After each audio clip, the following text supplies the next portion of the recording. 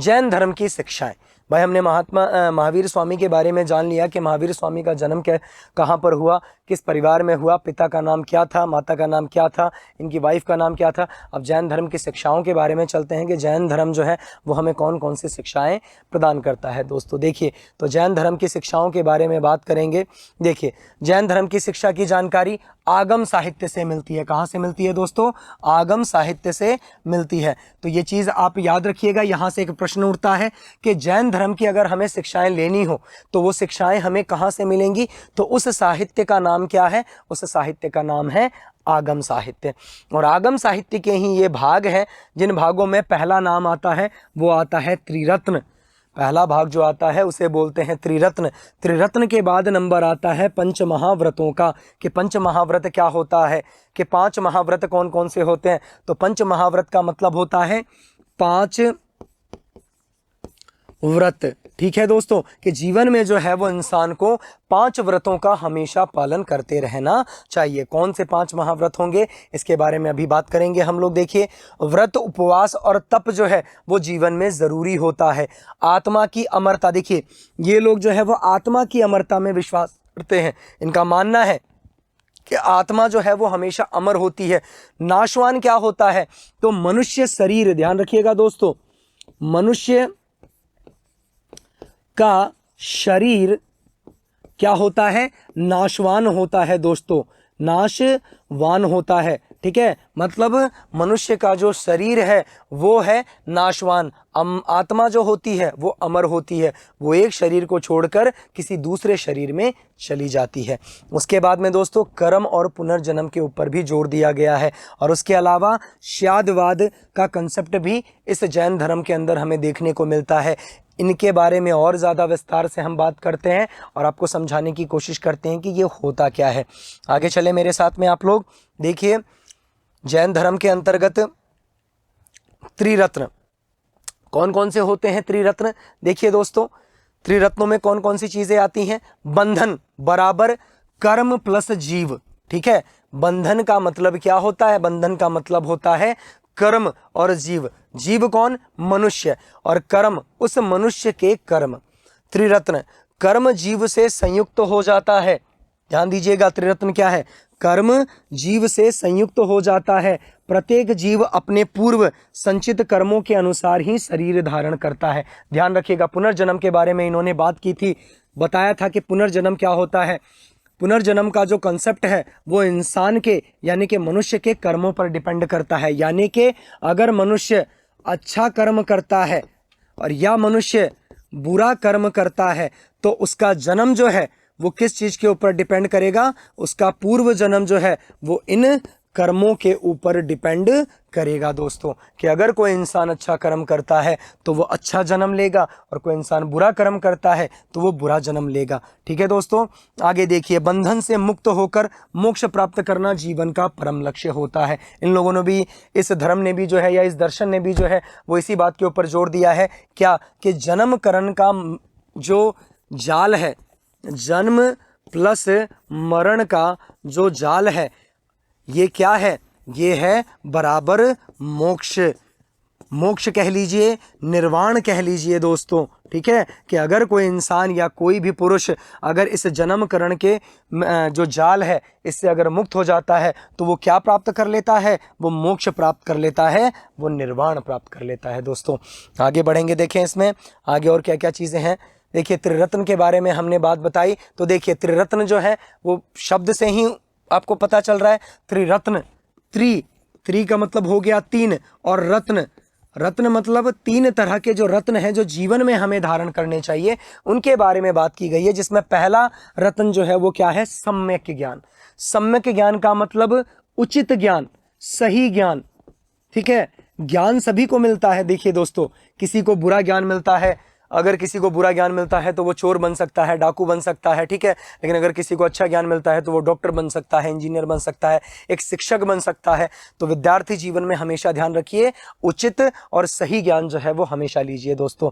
आगे देखिए, सम्यक दर्शन। सम्यक दर्शन का मतलब उचित दर्शन। उचित दर्शन का मतलब हमेशा सही चीज़ों को, सही साहित्य को, बढ़िया साहित्य को जो है वो पढ़ना, गलत साहित्य को ना पढ़ना, गलत चीज़ों को ना देखना। यही हमारा महात्मा गांधी ने जो भी यही बोला था। हमेशा महात्मा गांधी जी ने जो है वो हमेशा ये कहा है कि बुरा मत देखो, बुरा मत कहो और बुरा मत सुनो। तो इस चीज़ को लेकर हम आगे बढ़ेंगे। देखिए, और चरित्र, सम्यक चरित्र का होना इंसान के लिए बहुत ज़रूरी होता है, कैरेक्टर का होना बहुत ज़्यादा ज़रूरी होता है। ठीक है, एक महान इंसान ने एक बार बड़ी अच्छी बात बताई थी दोस्तों, कि अगर आप कुछ पैसों को खो देते हो तो आपने जीवन में कुछ भी नहीं खोया, क्योंकि आप काम करके उन पैसों को वापस से कमा सकते हो। लेकिन अगर आपने अपने चरित्र को खो दिया तो जीवन में आपने हर एक चीज़ को खो दिया है दोस्तों। चलिए, त्रिरत्न के बारे में हमारा कॉन्सेप्ट क्लियर हो चुका है, जिसके अंदर सम्यक ज्ञान आएगा, सम्यक दर्शन आएगा और सम्यक चरित्र आएगा दोस्तों।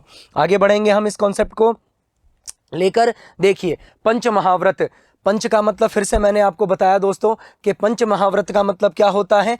5 व्रत, 5 तरह के व्रत जो है वो जीवन में हमेशा मनुष्य को धारण करने चाहिए। और इससे फायदा क्या होगा, तो इससे फायदा देखिए क्या होगा कि पंच महाव्रत सिद्धांत की व्याख्या आत्मा को भौतिक बंधनों से मुक्ति करने के लिए की गई है, कि अगर हम पंच महाव्रतों का पालन करते हैं जीवन में, तो हमारी जो आत्मा है, हमारे जो अंदर आत्मा है, वो इन भौतिक बंधनों से, जो बंधन, जो हम जिन बंधनों से हम जकड़े हुए हैं, जिन सांसारिकताओं से हम जकड़े हुए हैं, वो सारी सांसारिकताएं जो हैं वो उनसे हम मुक्त हो जाएंगे। तो देखिए क्या होता है पंच महाव्रत।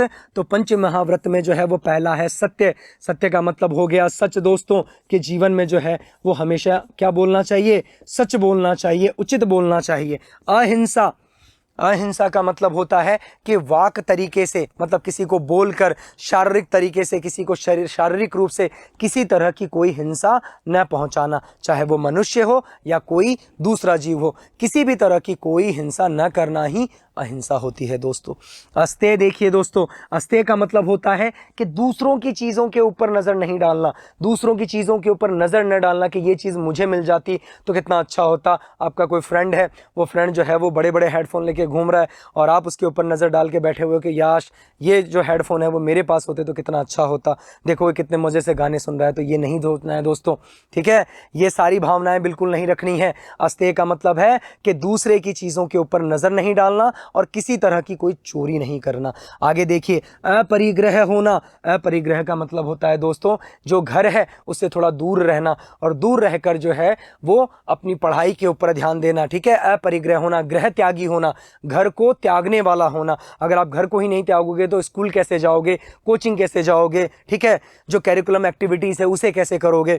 तो ध्यान रखिए अपरिग्रह। और अंतिम जो है वो है ब्रह्मचर्य, यानी कि जीवन में ब्रह्मचर्य का पालन करना। दोस्तों, ब्रह्मचर्य का पालन करना तो वैदिक दर्शन के अंदर भी सिखाया गया है कि 0 से 25 तक आपको क्या करना है दोस्तों, कि इस 0 से 25 के अंदर जो है वो ब्रह्मचर्य आश्रम में रहकर ब्रह्मचर्य का पालन करना है और अपनी शिक्षा के ऊपर ध्यान देना है दोस्तों।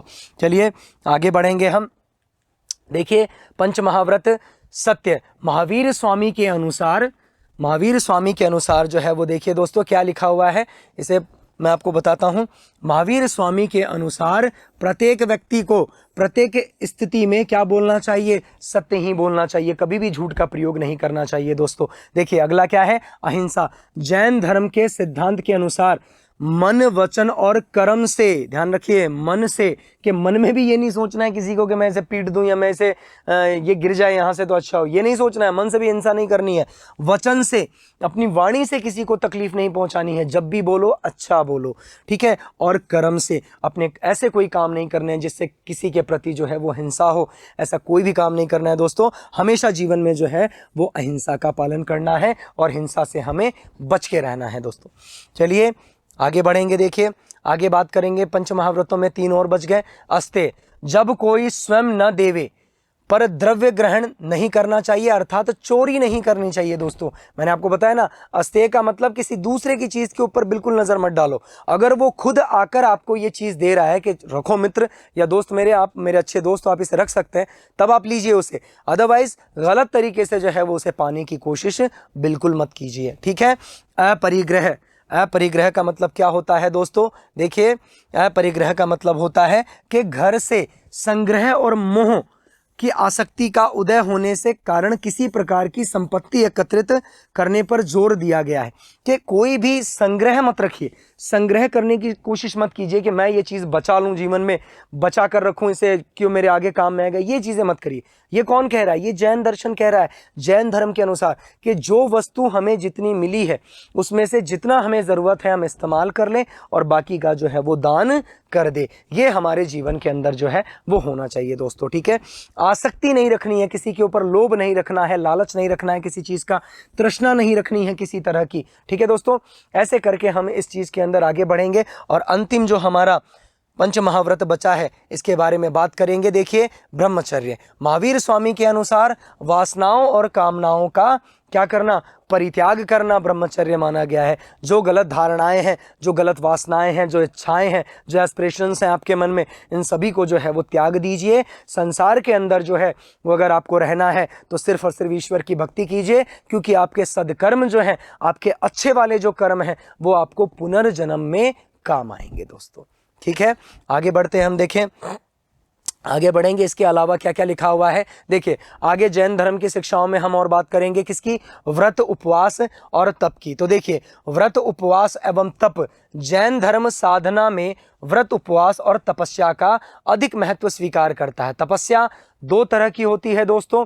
कौन कौन सी तपस्याएं होती हैं? देखिए, तो जैन धर्म के अंतर्गत अगर मैं तपस्याओं की बात करूं तो दो तरह की तपस्या होती है। एक होती है बाह्य तपस्या और एक होती है आंतरिक तपस्या। बाह्य तपस्या के अंतर्गत जो है वो कौन कौन सी चीज़ें आती हैं? तो पहला आता है व्रत और दूसरा आता है उपवास, ठीक है दोस्तों। तो व्रत और उपवास करना ये तो होती है बाह्य तपस्या, जिसमें आप लगभग पूरे दिन जो है वो भूखे रहने की कोशिश करते हैं और एक समय जो है वो भोजन ग्रहण करते हैं। ये क्या है? व्रत और उपवास होते हैं। और आंतरिक तपस्या जो होती है वो क्या होती है? आंतरिक तपस्या का मतलब होता है विनय करना, यानी कि किसी से प्रेम करना, सेवा करना। सेवा का मतलब क्या हुआ? किसी भी तरह की सेवा जो हो सकती है। आपने किसी को अगर पानी पिलाया तो वो भी एक सेवा है। अगर आपने किसी को जो है वो ब्लड डोनेट किया, खून दान में दिया, वो भी एक तरह की सेवा ही है, ठीक है। तो ये क्या होती है? ये आंतरिक तपस्या होती है दोस्तों। और ऐसा माना गया है जैन धर्म के अंतर्गत कि बाह्य तपस्या से ज़्यादा बढ़िया कौन सी तपस्या है? आंतरिक तपस्या है। आपका मन जो है वो शुद्ध होना चाहिए। आप शुद्ध मन से, सही मन से जो है वो क्या करते हो? तपस्या कर रहे हो, मतलब लोगों की सेवा कर रहे हो, तो आपको बाह्य तपस्या करने की आवश्यकता नहीं पड़ेगी दोस्तों, ठीक है। तो व्रत, उपवास और तप के बारे में जो है वो हमने ये चीज़ें जान ली हैं। इसमें से ज़्यादातर क्वेश्चन या ज़्यादातर प्रश्न जो है वो पुटअप नहीं होते हैं। सिर्फ एक प्रकार आपसे पूछा जा सकता है कि तपस्याएं जो हैं वो कितनी प्रकार की बताई गई हैं जैन धर्म के अनुसार। तो दो तरह की जो है वो तपस्याएं बताई गई हैं, जिसमें पहली तपस्या होती है बाह्य तपस्या और दूसरी तपस्या होती है आंतरिक तपस्या दोस्तों। चलिए आगे बढ़ेंगे।